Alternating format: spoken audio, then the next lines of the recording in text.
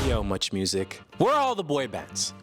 What happened? When did this flame get extinguished out? Let's get in the loop, my friends.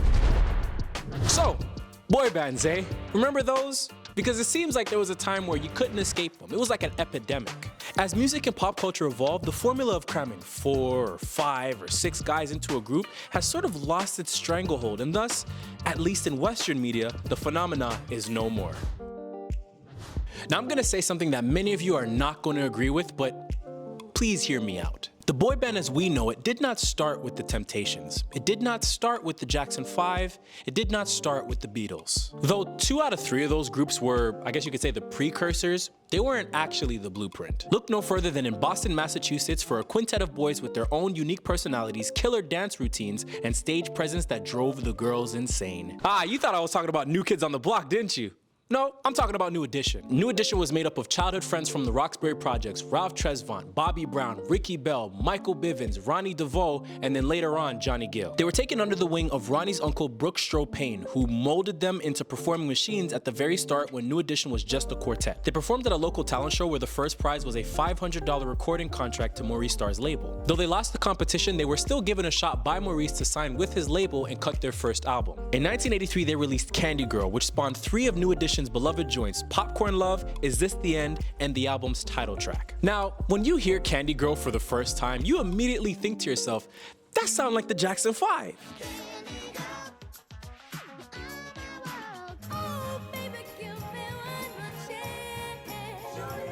Well, that was by design because of Ralph's voice being very similar to Michael Jackson's. In fact, their name is because they were trying to be a new edition of the Jackson 5. But what separates New Edition from the Jackson 5 is very simple. Ralph wasn't carrying the vocals by himself.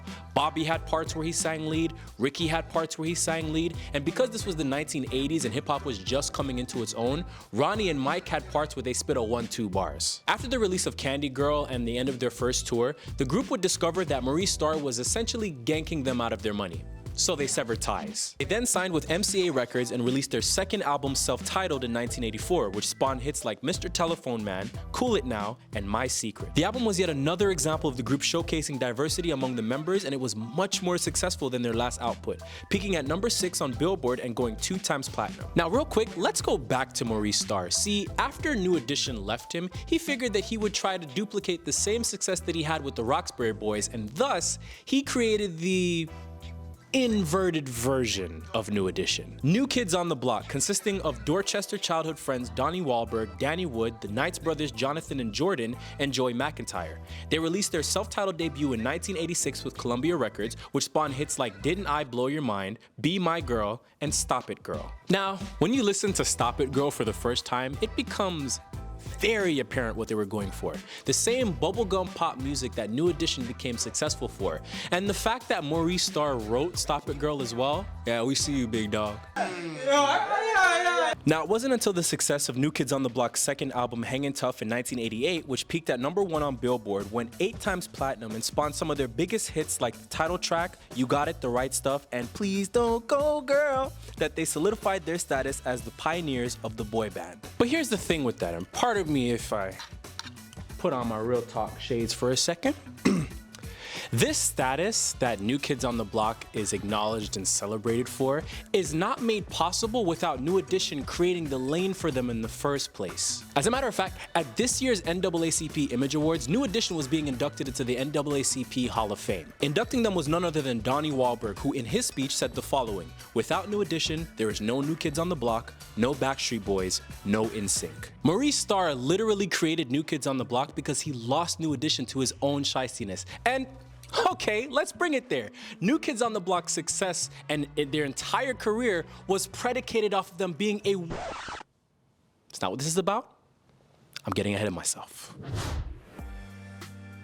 Now in the 90s, this is when we started to see an influx of boy bands and guy groups. Many of them drew inspiration from groups of the past, but very much so New Edition and New Kids on the Block. The first in the lineage would be Boyz II Men, an R&B group that were very much like the Temptations. However, they were in fact discovered by New Edition's Michael Bivins.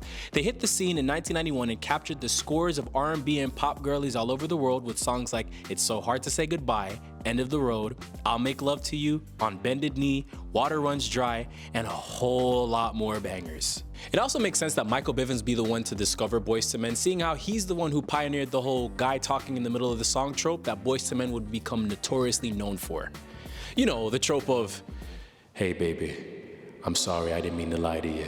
That thing. Now, enter Lou Pearlman, a shady talent manager who saw the success of New Kids on the Block, rubbed his hands together and went, money, money, yeah, yeah. In a $3 million talent search that he conducted to find an act that had a New Kids on the Block look with a Boyz II Men sound, he discovered and assembled the Avengers of boy bands. Howie Dorough, AJ McClain, Nick Carter, Kevin Richardson, and Brian Littrell, the quintet that would be known to the world as the Front Avenue Guys, or the Side Boulevard Men. Corner Lane Fellas? The Backstreet Boys. Backstreet Boys, thank you. Backstreet Boys, I don't know what I was thinking. That's a much better name. So the Backstreet Boys would sign to Jive Records, link up with renowned record producer Max Martin, and they would cut their self-titled debut album in 1996, which included the first of their biggest hits, Quit Playing Games with My Heart. As they were really big in Europe, their popularity in North America really exploded with the release of their second album, Backstreet's Back, in 1997, which included two of their monster hits, Everybody, Backstreet's Back, and As Long As You Love Me. Lou saw how all of this was panning out, and he thought to himself, this is great, but it's not enough. So he reached out to a young Chris Kirkpatrick and offered him financial backing and management if he could put together a BSB-esque type of group. Chris then reached out to former Mickey Mouse Club cast members Justin Timberlake and JC Chasez, Joey Fatone, and Lance Bass, who was a referral of JT's vocal coach, and they essentially became the Justice League of boy bands, NSYNC. They signed with RCA Records and cut their self-titled album in 1997, which included I Want You Back and Tearing Up My Heart, two of their many big hits.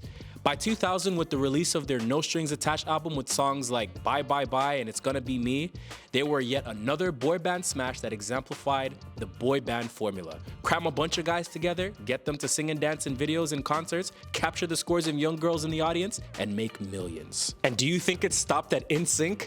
No. Lou would go on to discover LFO and O-Town. Simon Cowell would manage groups like Westlife and Five. You know, slam dunk the funk, putting it up, if you got that feeling. Shout out to you if you know that one. In the R&B world, there would be groups like Dru Hill, Jodeci, Immature, Jagged Edge, 112, Pretty Ricky, B2K, and B5. My all-time favorite boy band, 98 Degrees, was also swept up in this whole trend. In Canada, we had In Essence and B44. Youngstown, anybody remember Youngstown? No? There were so many groups, so what happened? In the 2010s, there were a few boy bands that made a splash into the music scene. I mean, the likes of The Wanted, Big Time Rush, 5 Seconds of Summer, and Mindless Behavior. But none of them at that time were more successful than One Direction. Assembled by Simon Cowell, they were hugely successful with 4 of their 5 albums from 2011 to 2014, all peaking at #1 on Billboard and going multi-platinum. Now, their success could have opened the floodgates for a resurgence of boy bands, but for some reason, it wasn't the case. My theory for this is that in the mid to late 2010s, the music industry stopped being entirely label-oriented. With the rise of social media and the independent direct-to-consumer model of YouTube and SoundCloud, artists became reluctant to sign with labels. Ergo, labels couldn't just see a trend and capitalize on it the way that they used to, hence why in the 90s and the 2000s, there was an influx of these boy bands in the first place. With that also came the development of what I like to call the main character complex. Simply put, who wants to be a part of a group? Who needs to be a part of a group? If I'm the star, I don't need anybody else taking up room in my spotlight. Artists do collaborate and find themselves in collectives, sure, but not many are willing to relish in a role, especially if they all have the same goals and aspirations, and I think people are too afraid to admit that. Hell, even if you look at the boy bands from the past, you can see this complex at work. New Edition, Bobby Brown left the group and went solo. New Kids on the Block, Jordan Knight and Joey McIntyre left the group and went solo. Backstreet Boys, Nick Carter left the group and went solo. 98 Degrees, Nick Lachey left the group and went solo. NSYNC, Justin Timberlake left the group and went solo. B2K, Omarion left the group and went solo.